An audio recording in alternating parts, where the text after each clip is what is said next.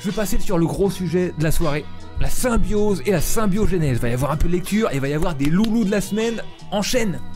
Je vais enchaîner un article grave de fond sur la symbiogénèse. Ça va être un peu technique, un peu politique en même temps, parce que c'est une vision de la nature, tu vois, qui transparaît. C'est le contraire de la prédation que célèbrent toutes ces ordures de chasseurs, veneurs, etc.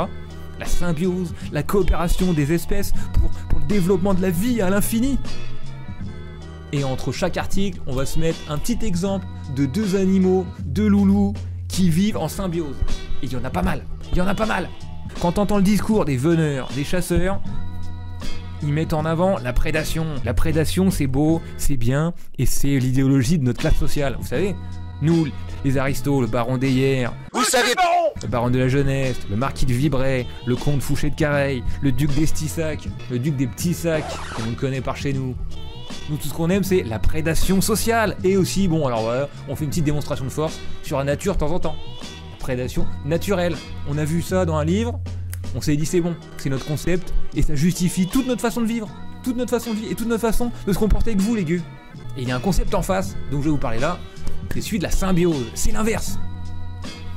Et ça va même plus loin avec Lynn Margulis, une biologiste qui a tout tué, dans les années 90 surtout, mais qui a fait plein de livres, plein de rapports là-dessus, et qui a imposé son idée, qui est devenue mainstream maintenant, de la symbiogénèse. Ça veut dire que la symbiose, c'est tellement important pour le développement de la vie sur Terre telle qu'on la connaît, dans toute sa diversité, dans tout son raffinement qu'on a là, avec des êtres qui sont faits de milliards de cellules, et des bactéries, des microbes dans tous les sens, qui coopèrent.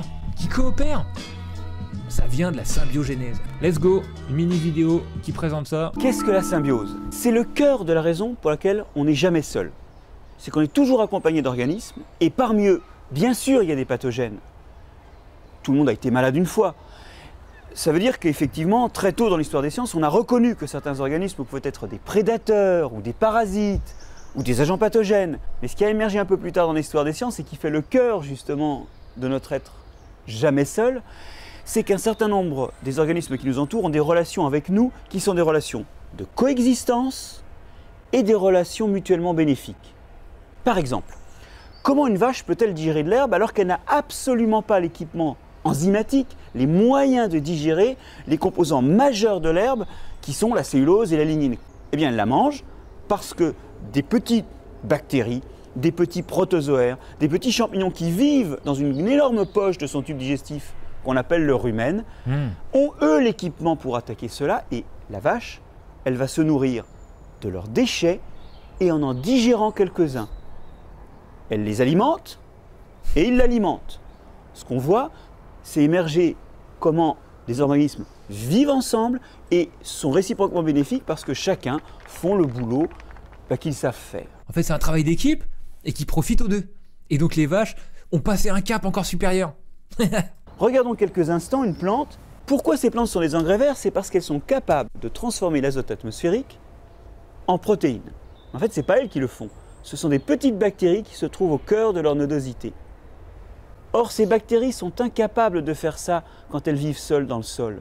Il n'y a que logées, nourries, entourées par la plante qu'elles arrivent à opérer cette conversion. Et donc, si ces plantes ont accès à l'azote de l'atmosphère, ce n'est pas du tout lié aux propriétés qu'ont les bactéries ou qu'elles ont elles-mêmes, c'est lié à la coopération, c'est une propriété qui émerge dans la...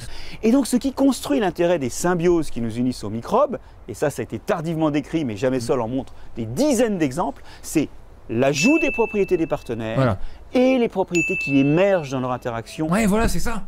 Leur interaction, elle génère une nouvelle propriété, un nouveau mécanisme, et qui n'était pas possible sans eux. Et voici une contre-définition de ce qu'est la symbiose. Johan Barbe, sur la symbiose de l'éleveur avec les animaux. Ce qui m'inquiète le plus, c'est qu'on ne veut plus reconnaître la symbiose de l'éleveur ou du dompteur en fonction de ce qu'on fait avec les animaux. Puisqu'aujourd'hui, quand je rentre chez moi, je joue avec mon chien, ça inquiète personne. Par contre, quand je vais chez moi m'occuper de mes vaches, tout le monde est inquiet, je les maltraite, je suis un bourreau et tout ça, alors que, bien au contraire, je suis heureux avec mes vaches, comme je le suis avec mon chien. Tu les envoies à l'abattoir pour gagner de l'argent, oui, c'est ça. Donc il y a le parasitisme, tout le monde sait ce que c'est. La symbiose, on l'a défini. le commensalisme, association d'organismes d'espèces différentes, profitable pour l'un d'eux et sans danger pour l'autre. Est-ce que par exemple deux espèces animales qui coopèrent, est-ce qu'on peut appeler ça de la symbiose? Checkez ça, une tarentule qui vit avec des grenouilles. Seemingly random Quelle est la relation entre ces deux espèces qui ont l'air différentes? animals. Well, oddly enough, they are frequent roommates. This little Eh bien bizarrement, ce sont des colocataires fréquents. Ah, on voit la tarentule qui squatte là, et les petites grenouilles qui habitent autour. why these species cohabitate is one that describes a mutualistic relationship, or a symbiosis wherein both species benefit. Thought that the tarantula protects the frog from larger animals, while the frog La tarentule protège les grenouilles des prédateurs et des plus gros animaux, pendant que les grenouilles, elles mangent les prédateurs possibles pour les œufs des tarentules. those predators typically being small bugs. Ces prédateurs qui sont des petits insectes. Alors lui, il appelle ça un mutualisme, donc c'est peut-être un peu différent. Un autre exemple de symbiose, alors qui est assez connu, c'est celui-là. C'est la symbiose entre le nounou et son streamer. L'un bénéficie de cette relation en ayant tout type de croquettes et de pâtés et un peu d'attention, là, comme on voit là, un endroit chaud pour manger. Et l'autre partie bénéficie de cette symbiose en ayant du contenu pour ses viewers et en ayant généré ensuite tout type d'émotes.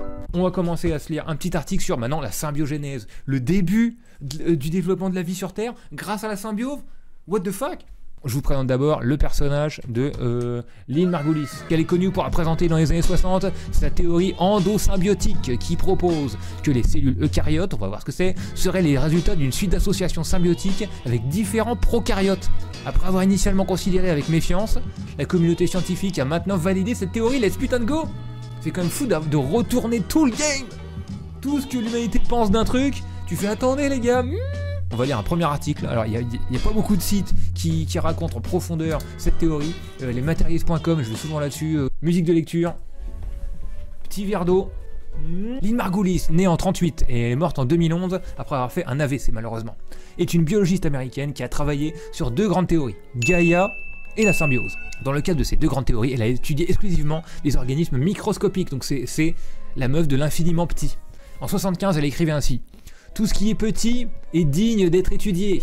Lynn Margulis explique en effet que beaucoup de biologistes négligent les petits organismes, qu'ils les considèrent comme insignifiants. Ils s'intéressent à l'évolution de la vie qu'à partir du moment où les premiers animaux ont marché sur leur terre ferme, c'est-à-dire à partir de environ 540 millions d'années. C'est l'échelle des temps géologiques en millions d'années, montrant l'importance des bactéries dans la vie sur Terre. Dans l'AD1, il n'y a rien. L'âge des bactéries, il y a des millions et des millions d'années. Et puis ensuite, des cellules à noyau. Les bactéries, ces êtres unicellulaires et sans noyau, ont donc occupé la Terre seuls pendant 70% de l'histoire de la Terre et pendant 85% de l'histoire de la vie sur Terre. En biologie, négliger les bactéries revient donc à négliger 85% de l'histoire de la vie sur Terre. Et pendant cette longue période de temps, elles ont pu développer des capacités d'adaptation fabuleuses.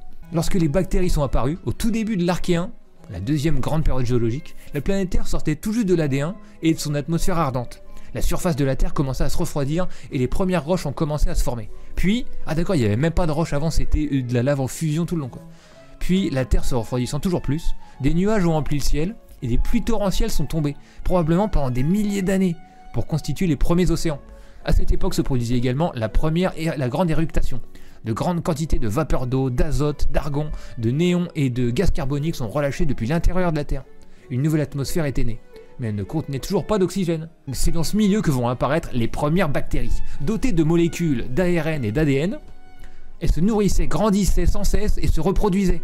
Leur caractéristique était également de s'adapter rapidement pour pouvoir se nourrir de manière toujours plus efficace.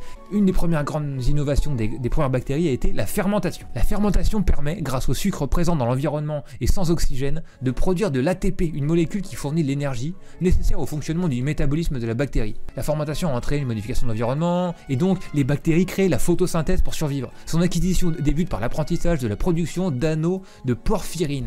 Là, ils sont tombés pour tous ces détails pour aujourd'hui. Le développement de la photosynthèse est sans aucun doute l'innovation métabolique la plus importante de l'histoire de la vie sur la planète. Elle n'a pas eu lieu chez les plantes, mais chez les bactéries. Ok, enfin pour maximiser encore leur possibilité de se nourrir, les bactéries ont développé une dernière grande aptitude, pouvoir se déplacer. Certaines bactéries, ça ressemble de plus en plus à ce sport là. Certaines bactéries se sont en effet dotées de flagelles pour maximiser leur exposition au soleil. Lynn Margulis va plus loin et conclut que les êtres humains gagneraient à s'inspirer des bactéries. Elles se comportent non seulement comme des êtres hautement socialisés, mais aussi comme une sorte de démocratie mondiale décentralisée. Les cellules restent fondamentalement disjointes, mais peuvent se connecter et échanger des gènes avec des organismes issus de contextes extrêmement différents. Nous sommes les Borg. Abaissez vos boucliers et rendez-vous sans condition. Nous intégrerons vos caractéristiques biologiques et technologiques aux nôtres. Prendre conscience que les êtres humains demeurent eux aussi par nature séparés, mais qui peuvent se relier et échanger des connaissances avec d'autres très différents, d'eux-mêmes pourrait leur faire un pas vers l'antique sagesse du microcosme. J'aime bien quand les scientifiques se rendent déter comme ça et se plongent tellement dans les mécanismes de la vie et les dynamiques de la vie qu'ils arrivent à en tirer des trucs philosophiques, tu vois, sur nous. Pour bien comprendre le monde des bactéries, il faut cependant aborder une dernière caractéristique, leur extraordinaire capacité de communication génétique. Petite pause vite fait entre deux articles et entre deux chapitres, on met des formes de vie alors actuelles, grave développées. Hein. On n'est plus sur des bactéries, on est sur des autruches qui vivent alors en mutualisme ou pas, on va voir, en symbiose, en commensalisme, on va voir, avec des zèbres.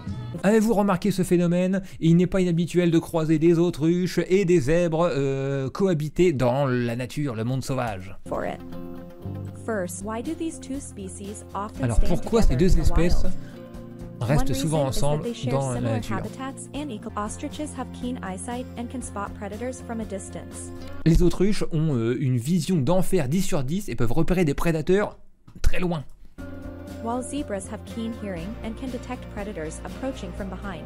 Les zèbres, eux, peuvent repérer des prédateurs qui viennent de l'arrière grâce à leur audition surdéveloppée.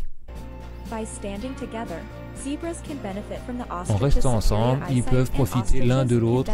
Deuxième article, musique de lecture, let's go Stani. Je suis partisan de la symbiose universelle. Pareil, les bactéries, une entité mondiale, c'est carrément le titre de l'article. Les bactéries sont capables d'émettre des particules génétiques visiteuses, appelées réplicons.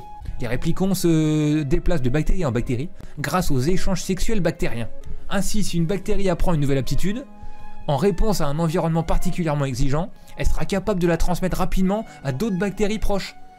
Lynn Margulis explique alors, dans le microcosme, la facilité de ces échanges génétiques a des conséquences plus surprenantes encore. En effet, si toutes les souches de bactéries peuvent mettre en commun tous leurs gènes, il n'existe pas au sens strict de véritable espèce dans le monde des bactéries. Les bactéries forment un organisme unique, mais collectif en fait. Une entité capable de génie génétique à l'échelle de la planète. Pour Lynn Margulis, les bactéries en fait, elles peuvent tellement communiquer facilement les uns avec les autres qu'elles forment une seule entité, genre hive mind, genre les Borg. Et aujourd'hui encore, cette vision des bactéries reste novatrice puisqu'en France, un organisme comme l'INRA n'a toujours pas pris en considération. L'INRA parle en effet d'espèces génomiques pour qualifier les souches de bactéries. C'est bouffon à l'INRA. C'est encore à faire de la vivisection. Ça m'étonne pas.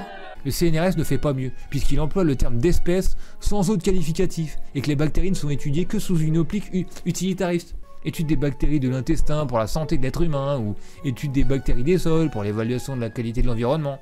Or, Lynn Margulis et Sorin Sonea, entre autres, ont bataillé pour que soit reconnue la richesse et la spécificité du monde bactérien.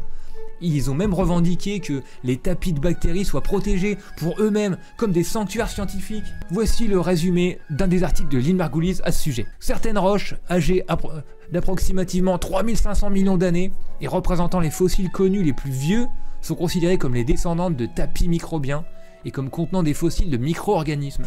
Les tapis microbiens modernes et leurs homologues fossiles sont de grand intérêt pour l'étude de la vie primitive sur Terre. Lynn Margulis a donc participé à la nouvelle vision de l'univers bactériel. On est encore dans le communisme bactérien. Les bactéries ne sont plus étudiées seulement comme des individus pris à part, selon une réflexion globale, avec une volonté de les étudier dans leur ensemble. C'est là un point de vue que la conception bourgeoise dans la science, caractérisée par l'individualisme, ne peut admettre. C'est pour ça que j'aime bien ce site, tu vois, ils font le lien entre les choses. One week later. La semaine dernière, on a commencé à introduire le sujet. Je commence par une petite vidéo sympatoche de symbiose. Et cette fois, on a les relations fusionnelles entre poissons-clowns et anémones des mers. C'est une histoire qu'on croirait impossible. Les anémones de mer sont des polypes carnivores. Mais un poisson est devenu l'ami de cet animal mortel par pur intérêt personnel. Le poisson-clown se cache au milieu des tentacules urticants de l'anémone, qui, étonnamment, ne lui fait aucun mal. En grandissant, le poisson développe une résistance à la piqûre. Lorsqu'il est jeune, le poisson clown met progressivement toutes les parties de son corps en contact avec les tentacules, Ah, il s'habitue. jusqu'à ce qu'il ne ses petits. sente plus rien. Il habitue carrément ses petits et des Le hommes. poisson clown protège son hôte d'autres poissons prédateurs, en échange de quoi l'anémone ne le pique pas. C'est une symbiose, un échange de bons procédés. Ces alliances sont à la base de la vie dans les récifs. Et sur Terre en général. Là, on est sur le chapitre Lynn Margulis prend le relais de Darwin. Lynn Margulis assume donc l'héritage de Charles Darwin en lui faisant toutefois un grand reproche. La théorie de l'évolution ne permet pas d'expliquer comment la nouveauté apparaît dans l'histoire de la vie sur Terre. Et face à ce problème, Lynn Margulis met en avant la symbiose, phénomène décrit par d'autres scientifiques avant elle, mais qui a connu très peu de succès dans les pays capitalistes. Je pense qu'il parle peut-être de Vernadsky, le soviétique des années 20, qui a inventé le concept de biosphère. Elle définit la symbiose comme le fait que des organismes de différentes espèces, ou de souches différentes, dans le cas de bactéries, vivent ensemble. Et c'est ce processus qui permet de créer de la nouveauté, par le biais de ce qu'elle appelle des sauts symbiotiques. Schéma simplifié d'une symbiose. Tout commence avec deux organismes indépendants. Donc là, c'est dans le cas des bactéries, d'accord? Un des organismes engloutit l'autre. Un organisme vit maintenant à l'intérieur de l'autre. Et en fait, il n'est pas mangé, il vit à l'intérieur de l'autre. Et il constitue en fait son noyau. Les deux organismes bénéficient de cette incorporation. Et l'organisme ingéré est alors transmis de génération en génération. Let's go! On a réalisé une symbiose vraiment. Alors là, c'est pas seulement un poisson clown avec une anémone. C'est beaucoup plus fusionnel que ça dans ce cas-là. Une série d'expériences scientifiques de Kwang Jeon illustre très bien cela. Kwang Jeon est à l'époque membre du département de zoologie du Tennessee et travaille avec des amibes. Ce sont des micro-organismes unicellulaires. Dans les années 60, alors que Kwang Jeon étudiait les amibes depuis plusieurs années, il reçut un nouveau lot qui transmit à toutes les autres amibes une maladie très grave. Toutefois, toutes les amibes ne moururent pas. Celles qui avaient survécu vivaient avec les colonies de 60 000 à 150 000 bactéries par cellule. Et Kwang Jeon se rendit compte que ces amibes bactérisées avaient profondément changé. Lorsque de l'antibiotique, produit mortel pour les bactéries, était injecté dans ces nouvelles amibes, elles mouraient, alors que les amibes qui n'avaient pas été infectées par les bactéries ne souffraient aucunement de l'injection d'antibiotiques. Les amibes pouvaient plus, genre celles qui sont pas mortes évidemment, pouvaient plus vivre sans leurs bactéries. Elles avaient atteint un nouvel état. Et le fait de leur mettre de l'antibiotique, ça les tuait. Lynn Margulis explique que, ainsi, d'une confrontation violente a émergé un nouvel organisme symbiotique, une amibe bactérisée. C'est vraiment plus compliqué que ce qu'on croit la symbiose. Il y a littéralement eu une guerre entre des bactéries et des amibes, et ça s'est fini par un pacte de paix biologique où ils ont fusionné. Le pacte entre bactéries et amibes est devenu si intime et si fort que la mort d'un membre de l'Alliance sonne le glas des deux. Cette rapidité de changement fait de la symbiose un phénomène prépondérant dans l'évolution de la vie. Un phénomène ne faisant pas intervenir de mutation progressive. Alors en fait, c'est là où c'était la limite de Darwin. Il fait le constat, tu vois, qu'il n'y a pas de création, mais il y a une évolution des espèces. Et il peut les classifier comme ça. Mais il n'explique pas comment la nouveauté apparaît. Lynn Margulis affirme que ce concept de symbiose constitue une révolution scientifique sur les questions de l'origine de la vie et de la dynamique de l'évolution sur Terre. En effet, elle généralise l'expérience des amibes symbiotiques de Kwang Jeon à tout le vivant. L'évolution de la vie sur Terre, depuis les premières bactéries jusqu'aux mammifères, a connu de très nombreuses symbioses. Et c'est grâce à ces symbioses, et non par une quelconque compétition permanente et stérile entre les êtres vivants, qu'ont eu lieu les grands changements de la vie sur la planète Terre. Et selon ce point de vue, l'être humain est une formidable assimilation d'un nombre colossal de bactéries. Lynn Margulis explique que Charles Darwin, en 1868 déjà, avait l'intuition de cet état de fait. Les êtres humains sont devenus ce qu'ils sont par la réunion de partenaires bactériens dans un environnement aquatique. Chaque créature vivante doit être regardée comme un microcosme, un petit univers formé de légions d'organismes. Il parvenait pas encore à expliquer, à son époque, comment est-ce que le nouveau pouvait apparaître. Et du coup, ça a laissé le champ libre à genre des théories dégueulasses d'extrême droite, dont sert l'extrême droite, comme le néo-darwinisme, etc. quoi. Ou genre, les plus grands survivent, etc. Les meilleurs survivent et tout, voilà. Et maintenant, c'est ça qui est accepté? Non, c'est la symbiose en fait. La symbiose qui est la base du développement de la vie. Let's go pour une symbiose entre les pique-bœufs à bec jaune et c'est des phacochères, hein, c'est quoi? Les lions ne sont pas les seuls à vouloir les la buffles. peau des buffles. Les tiques s'enfouissent en effet dans leur pelage et en sont extraits par des pique-bœufs à bec jaune. Un seul oiseau peut ingurgiter quotidiennement 100 parasites gorgés de sang, Ah, les squatters. où qu'ils se cachent. Le phacochère Sight around these parts, and they're not to be messed with. et les mangoustes. Ils sont très puissants, il faut pas les sous-estimer. Ils Ils font peur à tous les An adult animaux. male warthog deliberately walks up to the banded brothers. Ils foncent tout droit sur le territoire des mangoustes. The mob stand their ground. Une simple blessure pourrait signer leur arrêt de mort. Mais ils foncent vers lui. They boldly head straight for it. Hé hé, et au boulot. Et en fait, ils ont un deal avec le facochère du coin. It's a cleaning racket. By allowing the mongoose to climb all over its body, the warthog has its ticks removed, and the mongoose gets a protein-rich meal. Ils mangent les tiques. Ils débarrassent le facochère de ses tiques. Although Ils the se laissent family carrément do aller. have to watch. Alors ça, c'est vraiment, c'est genre une sursymbiose. Hein.